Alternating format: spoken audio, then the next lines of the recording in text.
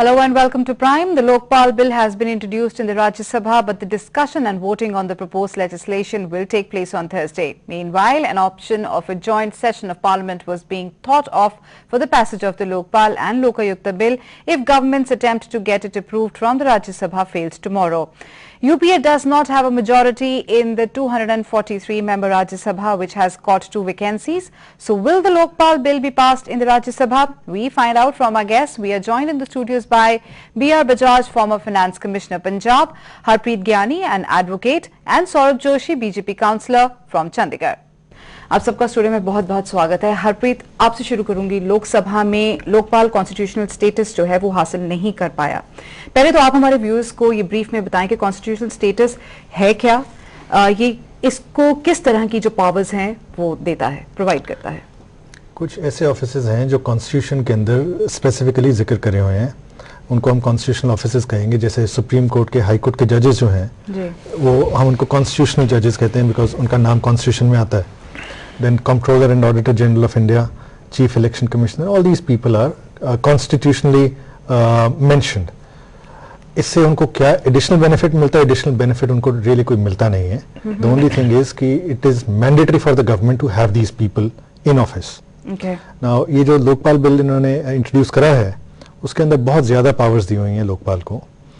मेरे हिसाब से जरूरत से ज्यादा पावर्स दी हुई हैं। उसको इन्होंने साथ में जो सा कॉन्स्टिट्यूशनल अमेंडमेंट बिल साथ में प्रेजेंट करा है, उससे does it impact it? It doesn't. उससे कोई एडिशनल बेनिफिट मिलता है लोकपाल को? कोई बेनिफिट नहीं मिलता है। हाँ, ये जरूर है कि अंडर द नॉर्मल बिल जो पहले इन्होंने प्रेजेंट करा है, the chief Lokpal has been equated with the chief justice of India.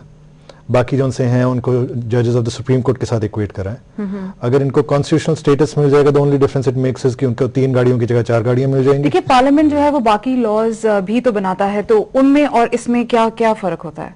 इस केस में कोई फर्क नहीं होगा। बाकी केसेस में फर्क हो जाता है इन द सेंस कि लॉ बनाने का तरीका जो है उससे चेंजेस आ जाती हैं। जैसे अगर कोई लॉ है which is necessary for implementing something which we are bound to do by treaty, अगर इंटरनेशनल कन्वेंशन कोई है, कोई ट्रीटी है and we have to implement that, तो उसके लिए प्रोसीजर जो सा है लॉ बनाने का डिफरेंट है। अगर मान लीजिए हम कोई ऐसी चीज कर रहे हैं जिससे एग्जिस्टिंग कॉन्स्टिट्यूशन से वो कॉन्फ्लिक्ट में आती है, तो हमें कॉन्स्टिट्यूशन को जरा सा अमेंड करना पड़ता है, because constitution at the end of the day is an enabling thing, it's like an umbrella. Anything that the constitution permits you can do by making a normal law. Right. लेकिन अगर आप कोई ऐसा law बनाना चाह रहे हैं जो constitution के साथ कॉन्फ्लिक्ट कर रहा है, तो आपको कॉन्स्टिट्यूशन को अमेंड करना पड़ता है। इस केस में ऐसा कोई कॉन्फ्लिक्ट है नहीं, so it doesn't really make any difference. Saurabh, अगर हम यूं देखें तो यूपीए ने अपने बिल के वर्जन को पास करवा लिया है, मगर वो फेल हुए हैं जहां तक बिल को संवैधानिक जो दर्जा मिलने का सवाल था वहां पर, जैसे कि इलेक्शन कमीशन की तरह। इसके लिए 2 पैरामीटर्स पर जो यूपीए है उसको मेजॉरिटी जुटानी थी, जहां पर वो नाकामयाब हुए हैं। ये क्यों हुआ और आपके हिसाब से यूपीए रिक्वायर्ड नंबर्स क्यों नहीं जुटा पाए? एब्सोल्युटली राइट, आपने एक बात बहुत अच्छी बोली है कि जो नंबर की गेम है यहाँ पर जी। मैं आपको बताना चाहता हूँ कि अभी जैसे ज्ञानी साहब ने बताया है, बेसिकली ये कॉन्स्टिट्यूशनल अमेंडमेंट थी and that constitutional amendment requires 2 things. Firstly 2/3 majority should be there presence. Yeah.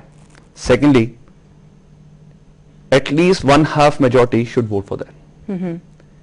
अब मैं आपको जानकारी देना चाहता हूं, जब से अजीत सिंह ने यूपीए सरकार में भागीदारी दी है तो इनके नंबर 277 है, और आप देख सकते हैं कल 250 से के ऊपर भी ये अपनी गेम ऊपर नहीं ले जा सके। और उसके बाद ये क्या कह रहे हैं कि ऑपोजिशन के कारण नहीं हो पाया। इनके 15 लोग वहां पर एब्सेंट थे, 15 मेंबर ऑफ पार्लियामेंट, जो कह रहे हैं कहीं शादी बनाने गए हैं, कोई कहां पे गए हैं, और उसके बाद कहते हैं कि बीजेपी के कारण पास नहीं हुआ। तो सीधा क्लियर कट है कि 277 होने के बावजूद आप 250 वोट आप ले रहे हैं, तो आपको मगर ये जो ब्लेम गेम खेली जा रही है, जो ऑपोजिशन के को ब्लेम किया जा रहा है इसके लिए कि इसको संवैधानिक दर्जा जो है वो नहीं मिल पाया है, उसके लिए आपके पास क्या जवाब? देखिए, जो अमेंडमेंट्स की जो बात की गई थी वो तो भाजपा ने की थी। आपको शायद जानकारी होगी, कल आपने पूरा लाइव डिबेट देखा होगा, जिसमें हमारी जो सुषमा स्वराज जी हैं, लोकसभा की जो हमारी मेन स्पीकर हैं जी, उन्होंने अमेंडमेंट्स की बात रखी थी और जिसको खारिज कर दिया गया। देखिए, जब स्टैंडिंग कमेटी में बीजेपी ने कमिट किया था towards the constitutional status to the bill, तो कल ऐसा क्या हुआ? Actually, there were some amendments which required some amendments. Some amendments were required in that bill. तो उस कारण जब हमने जो चीज रखी थी वो चीजें नहीं मानी गई थी. एग्जैक्टली उसको उन्होंने और जफरनामा बना कर यहाँ पे पेश कर दिया गया. यहाँ पे हरप्रीत कुछ कहना चाह रहे हैं. देखो, कल 2 बिल प्रेजेंट हुए थे. एक बिल था, उसमें कहा गया कि कॉन्स्टिट्यूशन में हम एक प्रोविजन ऐड करेंगे कि लोकपाल होगा जी. दूसरा पेश किया गया कि हम कानून बना रहे हैं, लोकपाल क्या होगा, लोकपाल क्या करेगा. जहां तक कॉन्स्टिट्यूशनल अमेंडमेंट का सवाल था, कॉन्स्टिट्यूशनल अमेंडमेंट पास करना बीजेपी के भी हक में था, कांग्रेस के हक में था, सबके हक में था, बिकॉज वो डिफाइन नहीं कर रहा था लोकपाल कौन है, लोकपाल क्या करेगा, लोकपाल कैसे चुना जाएगा, उसकी पावर्स क्या होंगी. That was a simple thing saying Lokpal होगा. नाउ इस लॉ में बीजेपी को क्या ऑब्जेक्शन हो सकता था मुझे समझ में नहीं आता है. हाँ, जौन सा दूसरा बिल है जहां पे उन्होंने कहा कि लोकपाल ऐसे बनाएंगे, उसकी ये पावर होगी, ये लोग उसके परव्यू में होंगे, वहां पे they could have 100 objections, they could have any number of amendments. तो आपके हिसाब से प्रेजेंट गवर्नमेंट और ऑपोजिशन दोनों को इसका फायदा था, मगर मेरे हिसाब से जो कल हुआ है, जो आगे भी होगा, this is a very nicely plan choreograph thing. ये बिल पास नहीं होगा. हमारे को लोकपाल इस सेशन में, अगले सेशन में, इस पार्लियामेंट में नहीं मिलेगा. The credit for that goes to all the parties together. कहीं पे एक जना कहेगा मैं ये कर देता हूं, तू अपोज कर देना, तू ये करेगा मैं अपोज कर दूंगा. ये सारे मिले हुए हैं, कोई नहीं चाहता. So what has happened is brilliant. Mister Bajaj, आपने ये सब एक्टिविटी होती हुई देखी है लोकसभा में. आप इसको कैसे ब्रीफली इसके बारे में बताना चाहेंगे, अपनी राय रखना चाहेंगे जो हुआ? I am actually amazed that for the last almost a year now, the entire country,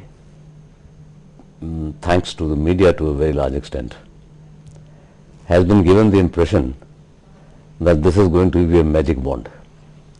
This Lokpal bill, once it comes into existence, Jan Lokpal bill or any Lokpal bill, once it comes into existence, the menace of corruption will be eradicated from the country. Even the discussions in the parliament have not focused that if a similar bill, they have been agitating people, the social activists who have been agitating, they have been saying for 42 years so many attempts were made, and therefore now patience has run out, etc., and we cannot wait any longer. Right. If for 42 years it has not happened, there must have been some good reasons for it. And now if it is going to happen because of the peculiar circumstances of agitation and politics, etc., etc., there is no substantive and qualitative change in this magic wand. What is being created is another institution which is going to be something very similar to hundreds of other institutions which are looking after this area. Right. Every state has a vigilance department. Even the Lokpal there are no special features about it. All that is going to do is it is going to investigate and prosecute, they say, quote, independently. Independently of what? Independently of the government.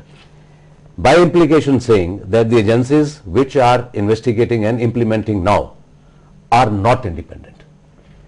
Now if for the last 65 years these agencies have been implementing different kinds of laws, I am amazed as to how they feel that from within the same social milieu you are going to collect all kinds of people who are going to be manning ये जो भी है ये जादू की छड़ी की तरह काम नहीं कर पाएगा आगे जाकर जिस तरह से इसको पोर्ट्रे किया गया है, तो ये एक्सरसाइज हो क्यों रही है?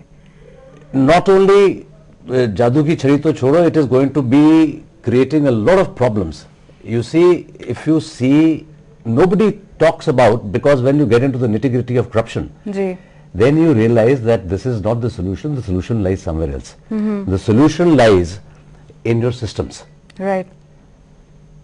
All over the world it has been recognized that corruption is basically a consequence of those transactions where the interface between the government and the citizen, where you don't have transparency, where there is no accountability, or where you have monopolies.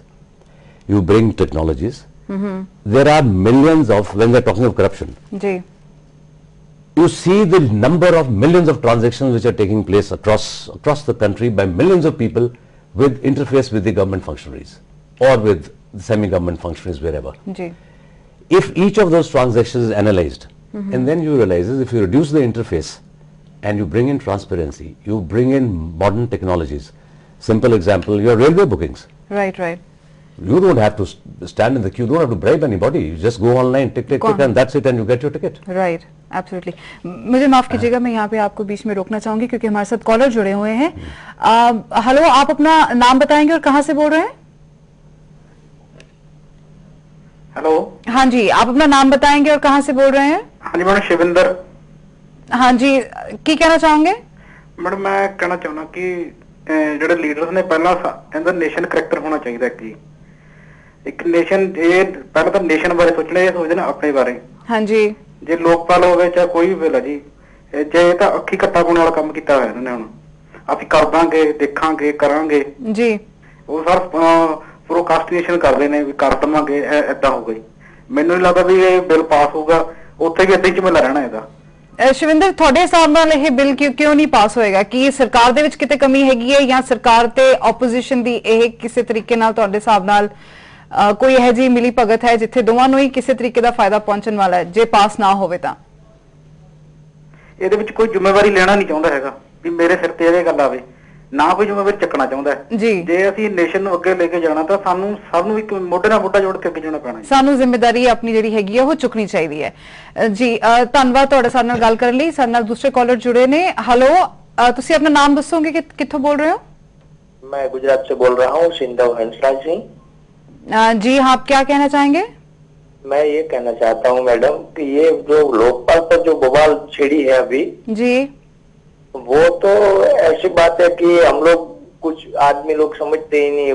Bharat देश के सारे पूरे सब नागरिक कुछ समझते ही नहीं है और सरकार जो चाहती है वो अपने मनमानी करना चाहती है। तो ये सब जो धोखाधड़ी नहीं है, पूरे देश के लिए कोई लोग भूखा मर रहा है, किसी के पास शिक्षा नहीं है जी। क्या क्या ये सब बवाल है? लोकपाल सबको घर पे बिठा दो जी। चलिए, हम आपकी बात समझ गए हैं। यहाँ दो कॉलर्स थे। राहुल, एक ने कहा कि ये रिस्पॉन्सिबिलिटी जो है अपने शोल्डर से वो झाड़ने की कोशिश कर रहे हैं, और दूसरे ने कहा कि इसकी प्रॉपर, पहली बात तो अवेयरनेस ही नहीं है और बहुत ऐसे इश्यूज हैं जिनको इग्नोर किया जा रहा है। बिल्कुल बात ठीक है आपने। शिविंदर जी के जो दुख था वो ये दुख है कि ये पिछले तकरीबन 43 वर्षों से ये जो लोकपाल बिल बार बार आ रहा है और पास नहीं हो पा रहा, इसका दुख सब लोगों को है जी। उनमें से शायद मैं भी हूं, क्योंकि I am the youngest one, I have been elected as the youngest one councillor from the Chandigarh. और मैं बताना चाहता हूं कि मैं भी अन्ना हजारे की मूवमेंट में जुड़ा और मैं भी यूथ अगेंस्ट करप्शन का यहाँ कन्वीनर रहा हूं चंडीगढ़ का, और इसी कारण मैं पॉलिटिकल एरिना में आया हूं कि ताकि ये जो जन लोकपाल बिल है उसके लिए हम काम करें। और उसी के मद्देनजर मैं आपको बताना चाहता हूं कि लोग थोड़ा बात समझ नहीं पा रहे हैं कि यहां पर सरकार क्या खेल रही है। अब सेक्शन 64 की बात करता हूं जो बिल में आने की उन्होंने की थी संविधान में, क्या था वो? लोकायुक्त से रिलेटेड था। आप बताएं, लोकायुक्त को लाने के लिए आर्टिकल 253 आप कैसे यूज कर सकते हैं जी? अब वो आर्टिकल हमने बोला कि भैया आप उसको पास भी कराएंगे तो उसकी मान्यता हो ही नहीं पाएगी, क्योंकि वो तो आर्टिकल 252 में आना चाहिए। सो ऐसी ऐसी चीजें हैं जो सरकार चाहती नहीं है, और सरकार चाहती नहीं और सरकार लाना भी नहीं चाहती, और सरकार का एक ही कैरेक्टर है कि बस लोगों को एक लॉलीपॉप मुंह में देना चाहते हैं कि लोकपाल बिल ऐसे हमने दे दिया। जो लोकपाल बिल की अन्ना जी बात कर रहे हैं वो तो मुद्दे आपने इसके अंदर डाले नहीं है, और जब हम अमेंडमेंट्स की बात करते हैं तो आप उसको मानते नहीं है। अगर जो ऐसा चैलेंज है वो भाजपा और उसके एलाइज के सामने होता, मानिए अगर आपकी पार्टी इस वक्त सरकार में होती, सरकार बना रही होती, ऐसा चैलेंज आप लोगों को फेस करना पड़ रहा होता, तो आप इसको किस तरीके से हैंडल करते हैं? मैं आपकी जानकारी और बढ़ाना चाहता हूं कि आपको शायद पता होना चाहिए कि जब अन्ना जी ने फिर शुरू किया था एक दिन का दिल्ली में, तो सबसे पहले वहां पर कौन सी पार्टी के लोग गए थे? वो भाजपा के लोग थे जी। तो ये तो अन्ना जी को जरूरत ही नहीं पड़नी थी। अगर भाजपा वहां पर विश्वास मत लेके बैठी होती तो शायद भाजपा जन लोकपाल बिल के लिए लोगों के बीच में जाकर ये पास करवाती। जी, चलिए इसी बात पे हम यहाँ पे एक छोटी सी ब्रेक लेंगे। ब्रेक के बाद हम जल्द ही वापस